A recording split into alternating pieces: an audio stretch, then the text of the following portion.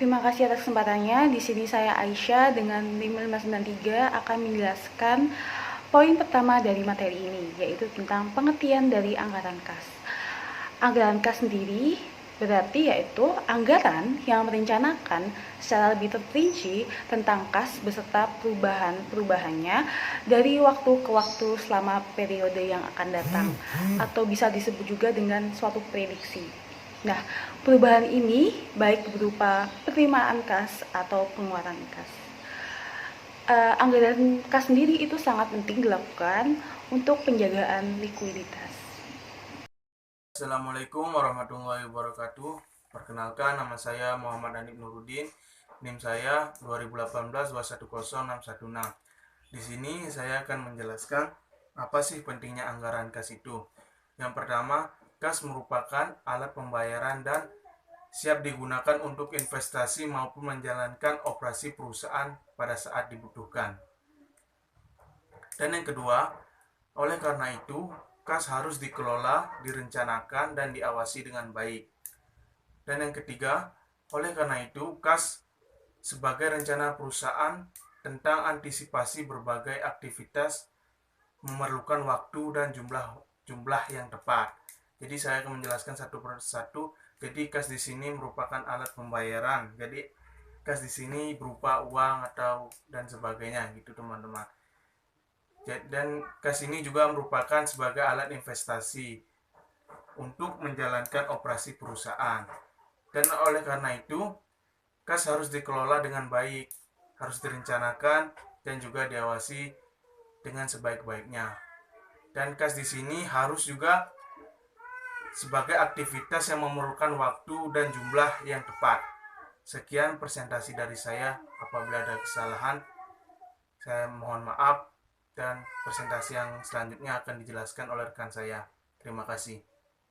Terima kasih atas kesempatannya. Di sini saya Lusiska Putri dengan NIM 2018-210-638. Di sini saya akan menjelaskan presentasi dari teman saya, yaitu tentang pendekatan pokok dari penyusunan anggaran kas. Yang perlu kita ketahui, ada dua metode dari pendekatan pokok tersebut. Yang pertama ada metode pengeluaran dan pemasukan kas, dan yang kedua ada metode analisa kas yang didasarkan pada perhitungan laporan laba rugi.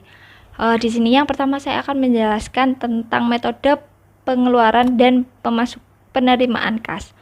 Yang perlu kita ketahui, metode ini didasarkan pada analisa peningkatan atau penurunan secara rinci atas rekening yang dianggarkan, yang mencerminkan dari semua arus kas baik masuk maupun keluar. Contohnya penjualan, biaya, dan pengeluaran untuk penambahan modal.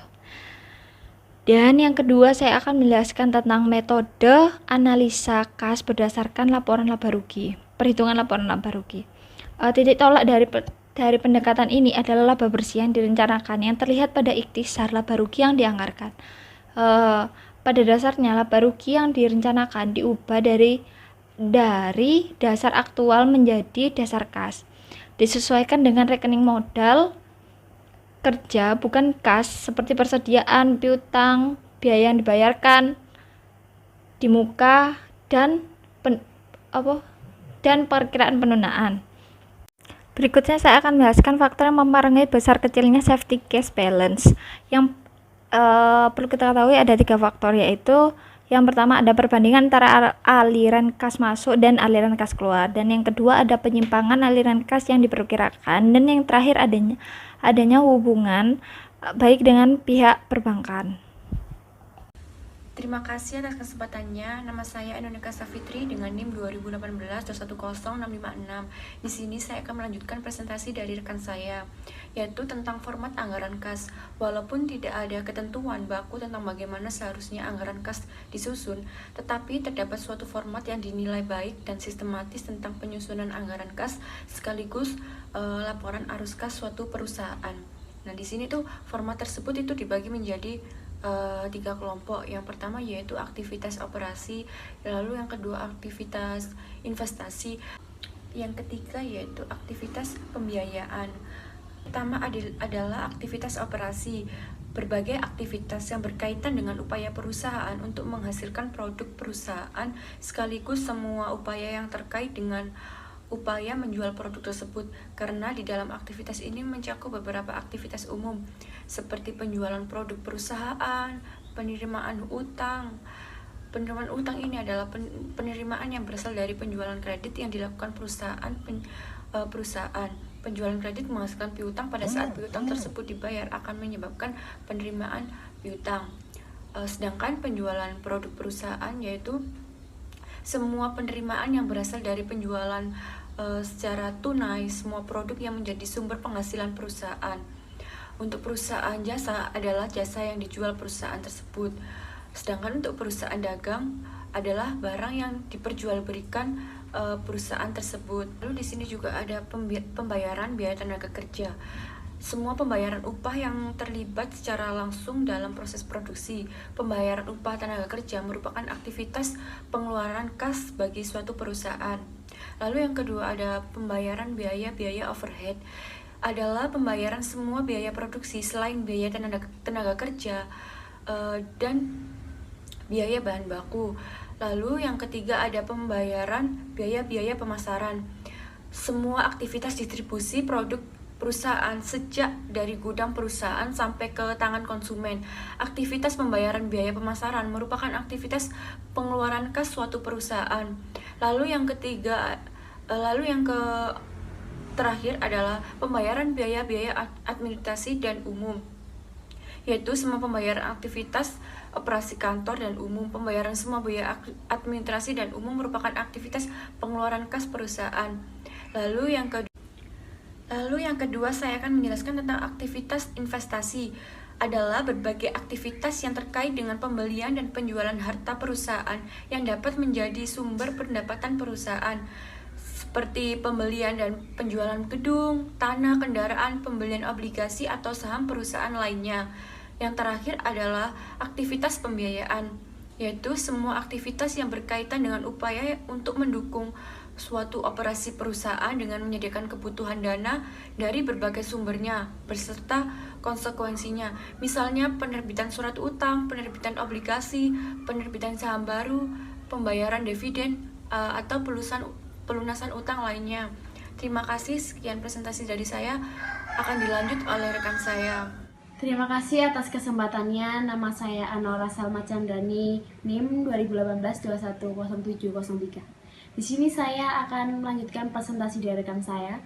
Di sini saya akan membahas perihal langkah-langkah penyusunan anggaran kas. Yang pertama ada menyusun anggaran penagihan piutang.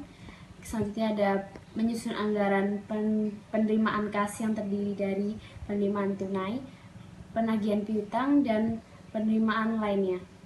Selanjutnya ada menyusun anggaran pengeluaran kas. Selanjutnya lagi ada menyusun anggaran kas sementara untuk mengetahui kemungkinan terjadinya defisit kas. Selanjutnya ada perkiraan pembayaran bunga dan menyusun skema pembayaran bunga secara lengkap. Yang terakhir ada menyusun anggaran kas akhir. Dan selanjutnya saya akan menjelaskan tentang tujuan penyusunan anggaran kas. Yang pertama, menunjukkan posisi kas pada akhir periode sehingga dapat diketahui apakah posisi kas tersebut surplus atau defisit. Yang kedua, menunjukkan kebutuhan untuk mencari pinjaman jika terjadi defisit kas atau jumlah kas pada akhir periode tidak mencukupi jumlah minimal kas yang didapatkan. Yang ketiga ada mengkoordinasi jumlah kas dalam hubungan dengan ada beberapa poin, yaitu poin pertama kebutuhan kas untuk menjamin kesediaan modal kerja. Yang kedua penerimaan kas dari penjualan. Yang ketiga ada kebutuhan kas untuk investasi. Yang keempat ada kebutuhan kas untuk pembayaran utang. Poin keempat, menetapkan dasar kekreditan yang efektif jika perusahaan akan memberikan fasilitas kredit bagi konsumennya. Yang terakhir, poin kelima, pengendalian posisi kas. Itu presentasi dari saya. Halo, Assalamualaikum warahmatullahi wabarakatuh. Selamat pagi rekan-rekan, masih semangatkah kalian hari ini? Tentunya masih ya rekan-rekan. Nah, sebelum saya masuk ke materi, perkenalkan, nama saya Dwi Siti Agustin, NIM 2018 210 696. Saya di sini akan melanjutkan presentasi dari rekan saya, yaitu tentang contoh penyusunan anggaran kas dalam soal, di mana dalam soal diketahui bahwa penjualan yang dilakukan secara tunai yaitu 70% pada bulan Januari 90 juta, pada bulan Februari 85 juta, pada bulan Maret 85 juta, pada triwulan kedua 250 juta, pada triwulan ketiga 230 juta, dan pada triwulan keempat 300 juta. Di dalam soal juga diketahui kerugian piutang tak tertagih sebesar 2%. Nah, sistematika dalam pengumpulan piutang itu terjadi pada 75% bulan penjualan pertama, 5% pada 1 bulan berikutnya, 10% pada 2 bulan berikutnya, dan 90% pada triwulan penjualan, dan yang terakhir 10% pada triwulan berikutnya. Nah, dalam kas juga diketahui bahwa saldo kas awal tahun yaitu sebesar 15 juta. Selanjutnya yaitu ada pendapatan dan pengeluaran lainnya, di mana pendapatan pada bulan Januari 1.500.000, pada bulan Februari 1 juta, pada bulan Maret 1 juta, pada triwulan kedua 3 juta, pada triwulan ketiga 3 juta, dan pada triwulan keempat 4 juta. Di mana terdapat juga pengeluaran lainnya. Pada bulan Januari ada 2 juta, pada bulan Februari 2 juta, pada bulan Maret 1,5 juta, pada triwulan kedua 5 juta, pada triwulan ketiga 5 juta, dan pada triwulan yang keempat yaitu 6 juta.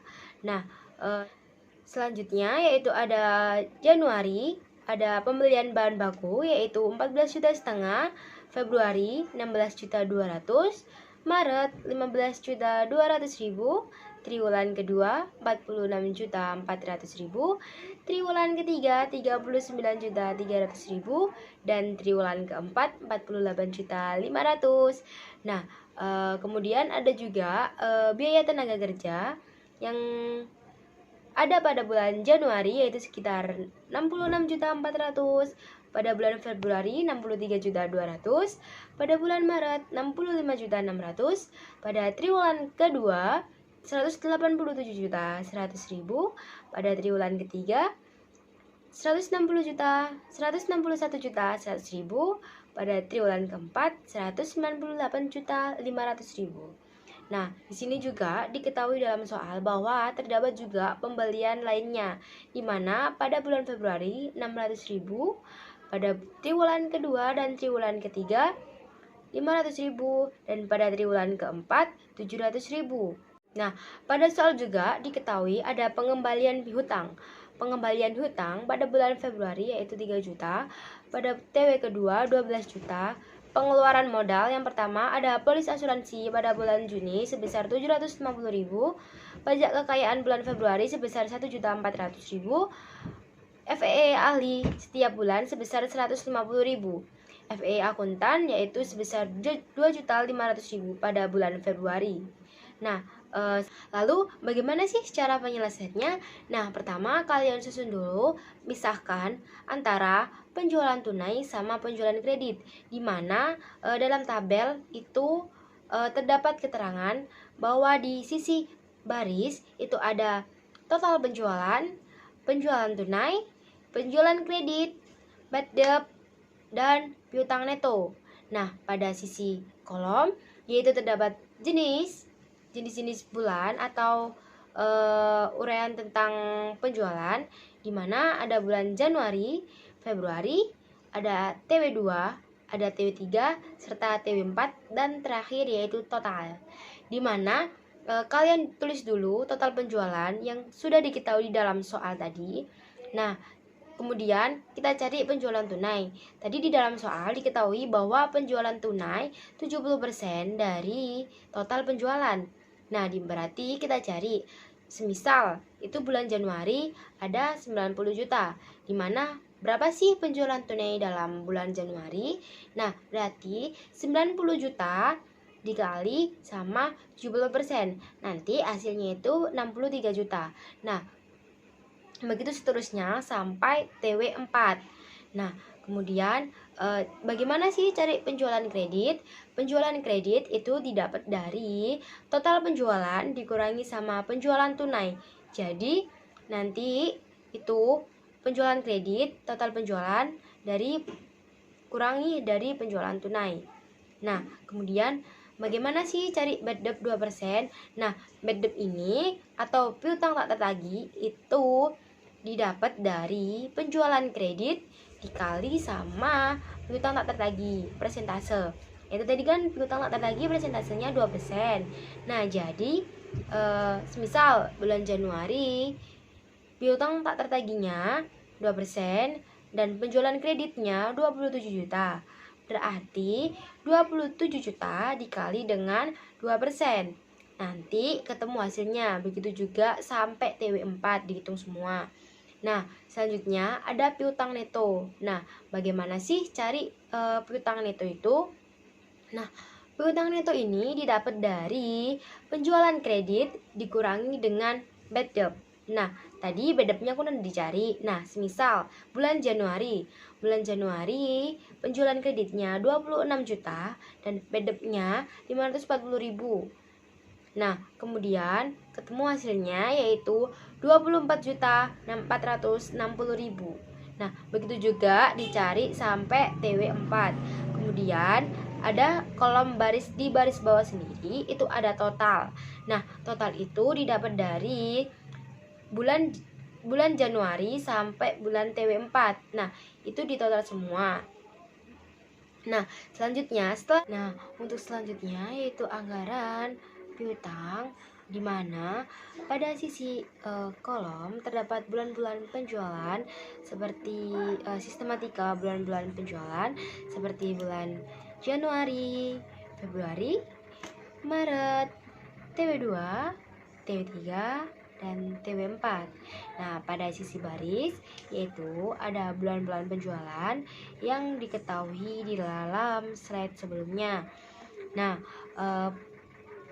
pada kolom baris itu bisa diartikan juga piutang neto pada tiap-tiap bulan penjualan. Nah, di mana pada bulan Januari itu sistematika pengumpulan piutang yaitu 75% dan pada bulan Februari 15%, pada bulan Maret 10%, pada triwulan kedua 9 pada tiap triwulan yaitu 90%, pada triwulan penjualan berikutnya 10%. Nah, di mana pada bulan Januari itu hasilnya 19.845. Nah, dari mana sih rekan-rekan 19.845 itu? 19.845 itu didapat dari piutang neto yang berada pada tabel anggaran penjualan.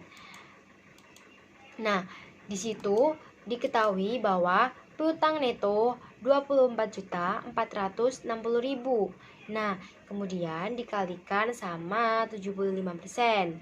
Nah, dikalikan sama 75% ya rekan-rekan. Nah, hasilnya 19.845.000.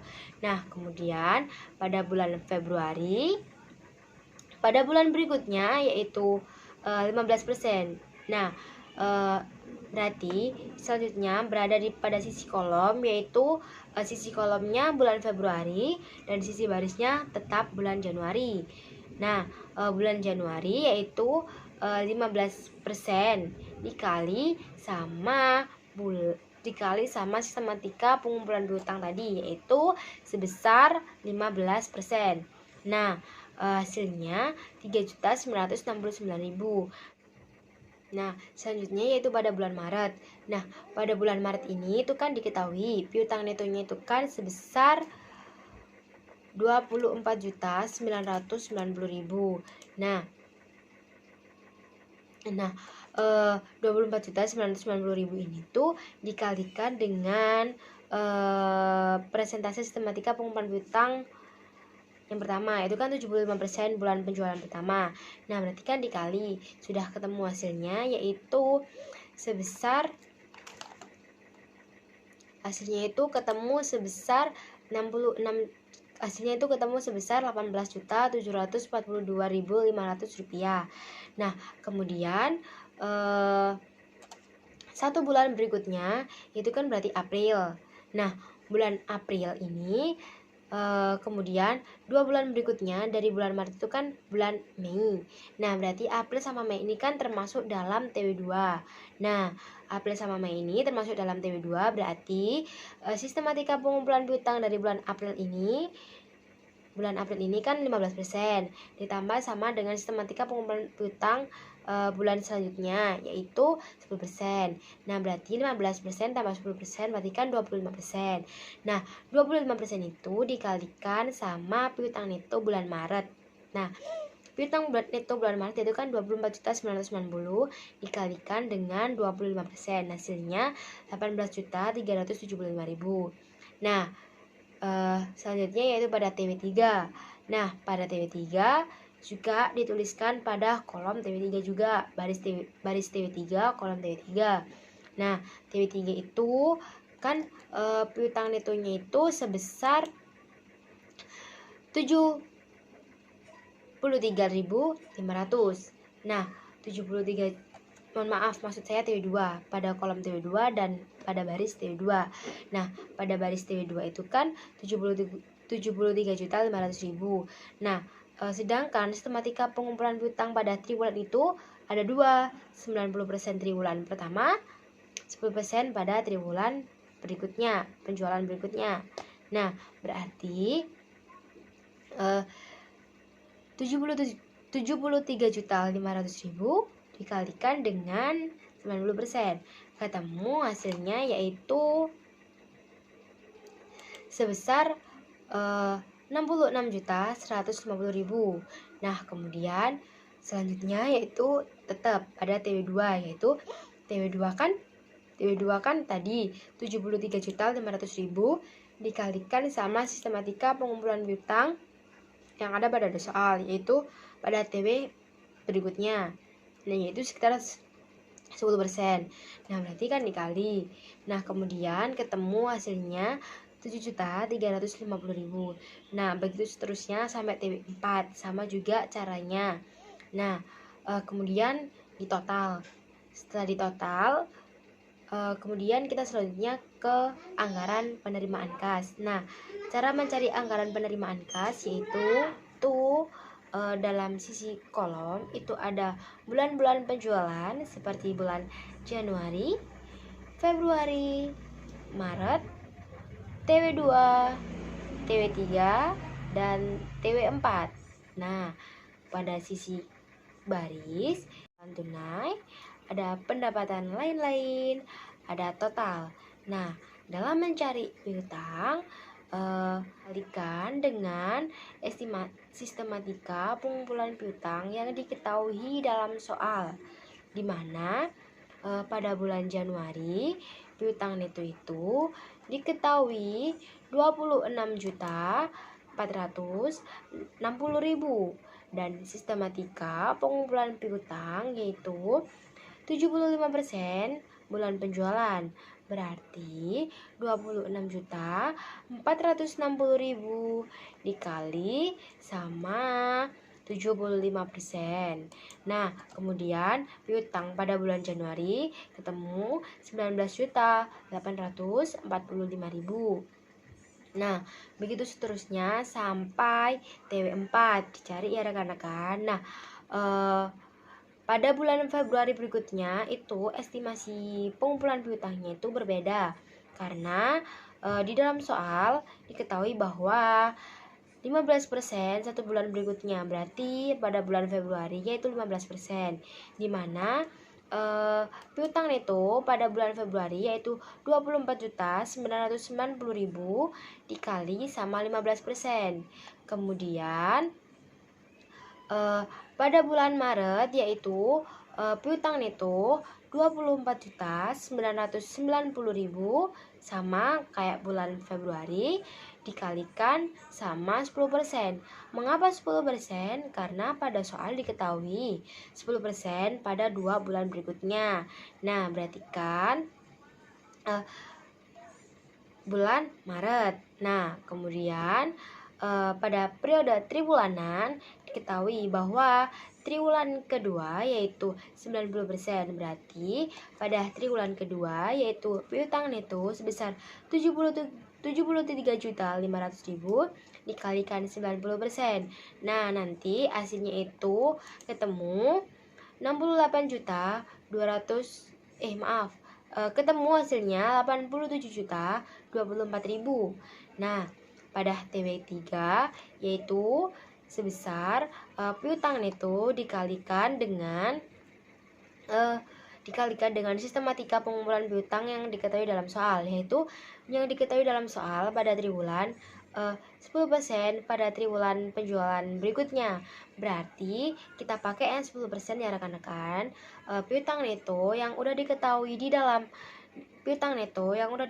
dalam anggaran piutang yaitu sebesar 67.620.000, kemudian dikalikan sama 10%. Berarti nanti hasilnya ditaruh pada posisi piutang TW3 yaitu hasilnya 68.208. Begitu sampai TW4 kembali lagi ke sistematika pengumpulan piutang kayak TW2. Cuman bedanya di posisi piutang neto. Piutang neto antara TW2 dan TW4 berbeda. Nah, cuman yang sama yaitu sistematika pengumpulan piutang. Oke. Terus selanjutnya ada penjualan tunai. Nah, penjualan tunai ini didapat dari penjualan tunai yang berada pada tabel anggaran penjualan tunai yang udah dicari pada video saya sebelumnya.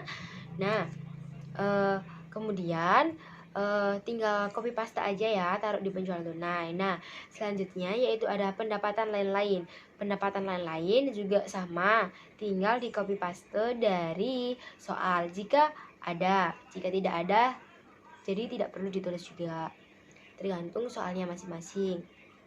Nah, kemudian ada total. Total itu berarti kita menghitung antara piutang, penjualan tunai, pendapatan lain-lain pada bulan penjualan dan triwulan penjualan. Nah, dimana setelah mengetahui total, semua udah ditotal, kita selanjutnya menuju ke anggaran pengeluaran, dimana anggaran pengeluaran itu berarti semua pengeluaran yang dilakukan oleh perusahaan untuk membeli sesuatu atau untuk membayar sesuatu itu harus dicatat dalam anggaran pengeluaran, dimana pada sisi kolom itu terdapat bulan-bulan pengeluaran yang dilakukan oleh perusahaan, dan pada sisi baris terdapat keterangan apa yang dibeli, apa yang dikeluarkan oleh perusahaan. Nah, kemudian setelah anggaran pengeluaran selesai, selanjutnya kita ke anggaran kas sementara, di mana pada anggaran kas sementara pada sisi kolom terdapat bulan dan TW. Kemudian pada sisi baris ada keterangan seperti saldo awal, penerimaan atau pendapatan, tersedia, dan pengeluaran atau pembelian, kemudian total atau saldo akhir. Nah, di mana saldo awal pada bulan Januari merupakan saldo kas awal perusahaan, yaitu sebesar 15 juta. Nah, kemudian pendapatan perusahaan atau penerimaan. Nah, penerimaan pada bulan Januari ini bisa dilihat di anggaran penerimaan modal. Nah, yaitu sebesar 82.845.000. Nah, kemudian ada baris tersedia. Nah, baris tersedia ini merupakan hasil total atau penjumlahan dari saldo kas awal ditambah dengan penerimaan atau pendapatan modal.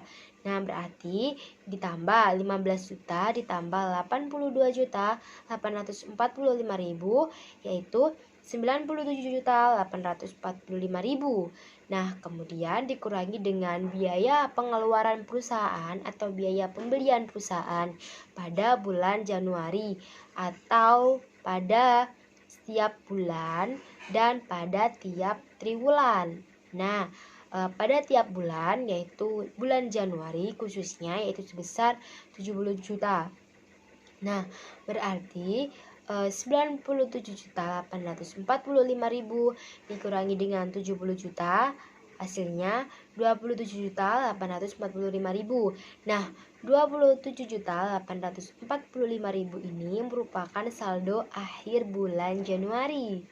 Nah, di mana saldo akhir bulan Januari merupakan saldo awal bulan Februari dan saldo akhir bulan Februari merupakan saldo awal bulan Maret.